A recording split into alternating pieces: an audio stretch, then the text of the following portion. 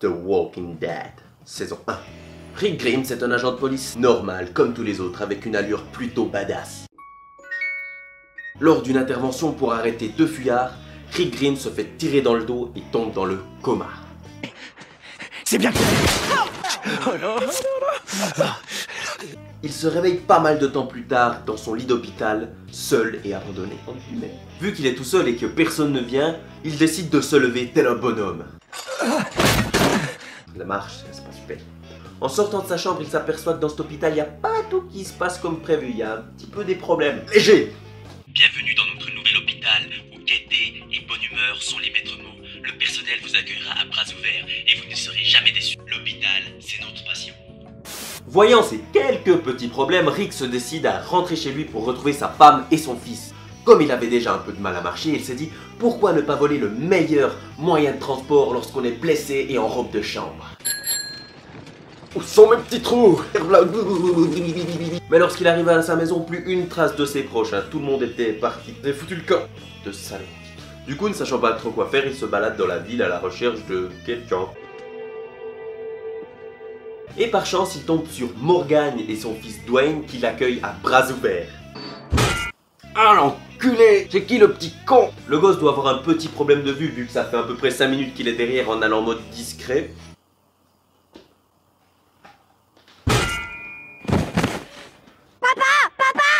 C'est quoi comme blessure? Comment je me suis fait cette blessure? Mais c'est celle-là! Il m'a pété les dents avec une pelle! De Dieu, vous allez répondre? Partie de ping-pong.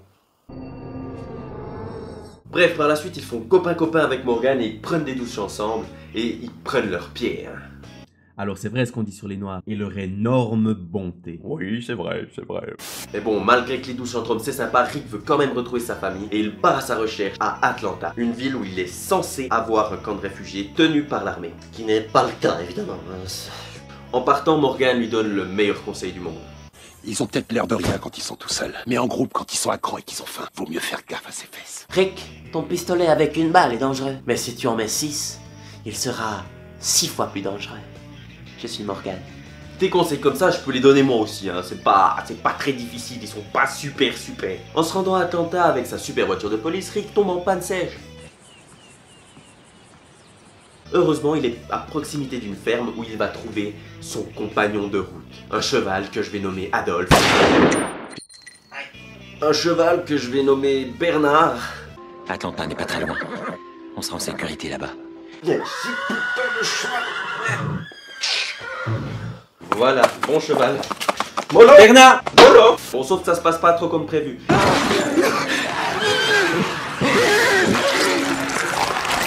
Rick se fait prendre au piège par une horde de zombies et est obligé de se réfugier dans un tank. Et il est un petit peu dans la merde, hein, faut pas se le cacher. Hello, c'est moi qui suis dans le tank. Heureusement, il arrive à s'en sortir, à pouvoir sortir du tank et faire la rencontre de Glenn. Et un mauvais réflexe près, Glenn mourrait à l'épisode 1 de la saison 1, clairement.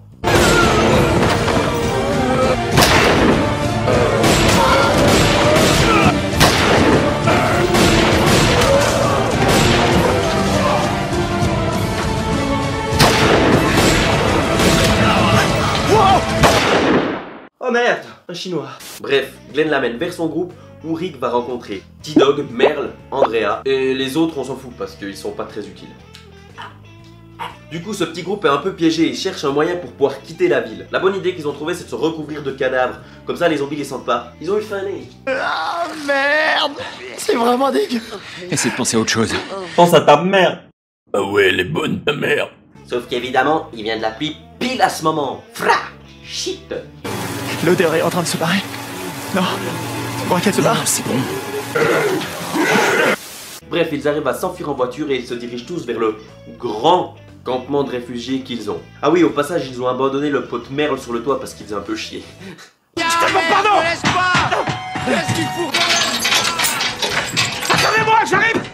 Arrivé vers le grand groupe de Glenn, Rick fait la connaissance de Carol, Daryl, Dale, Shane, son meilleur pote flic qui se tape sa femme et son fils. Du coup, super moment émotion. Mais ce n'est pas ton fils! Ah, pardon. Oh, Carl! Merde, tiens, voilà mon mari, avec qui je vais baiser maintenant. Je trouverai bien une solution.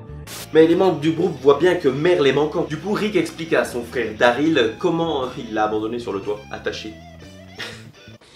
T'es en train de me dire que t'as menotté mon frère comme une pauvre merde et que tu l'as laissé en plan? Ouais, je l'ai abandonné sur le toit, et alors, ça te pose un problème? Ah oui, je vais le chercher. Du coup, Daryl est quand même un petit peu vénère, alors Rick décide d'aller rechercher Merle sur son toit. Sauf que quand ils arrivent, il n'y a plus qu'une main. Du coup, ils sont un peu allés là-bas pour rien, vu que Merle est probablement mort. En rentrant de leur recherche de Merle, leur camp se fait attaquer par une horde de rôdeurs. Tu vas où? Je vais poser un gros caca.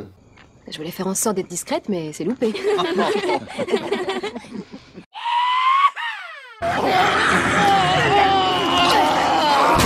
Évidemment, cette attaque a fait des pertes, mais bon, on va dire qu'on s'en fout parce qu'on les connaissait pas. Ils ont fait saison 1, épisode 1, c'était une belle aventure. Les rôdeurs ont décidé de vous bouffer et leur sentence est irrévocable. Bon, après quelques temps, Rick en a un peu marre de glander et décide d'aller au centre de recherche pour voir s'ils ont des solutions contre ce fléau de virus. Sauf que, arrivé devant le beau bâtiment, évidemment, il y a tout qui est fermé et ils n'arrivent pas à entrer. Les enfants, on n'a pas de nourriture! On a presque plus d'essence! On a nulle part où aller! Vous devez nous les sortir! Wow! Il y a une sonnette! Ah oui. Ah ouais.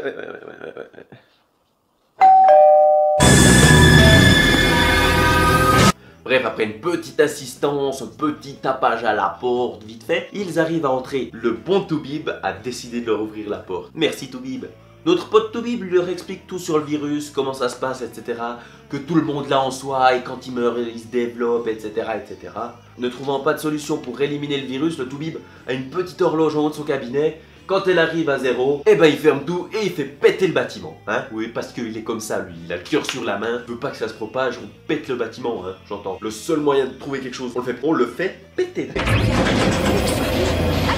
Évidemment, tout le petit groupe est pris au piège dans le bâtiment et ils doivent trouver un moyen pour sortir. Vous nous avez enfermés? Vaille, définition. T'emmerdes, ta définition, tu peux te la foutre dans le cul. Heureusement que Rick garde toujours des petites grenades dans sa poche, hein, au cas où il serait bloqué. J'ai lavé ton uniforme et j'ai trouvé ça dans ta poche. Vas-y, qu'est-ce qu'elle touche mon uniforme? Ils arrivent à faire péter une fenêtre. Et après un petit feu d'artifice, fin de la saison 1.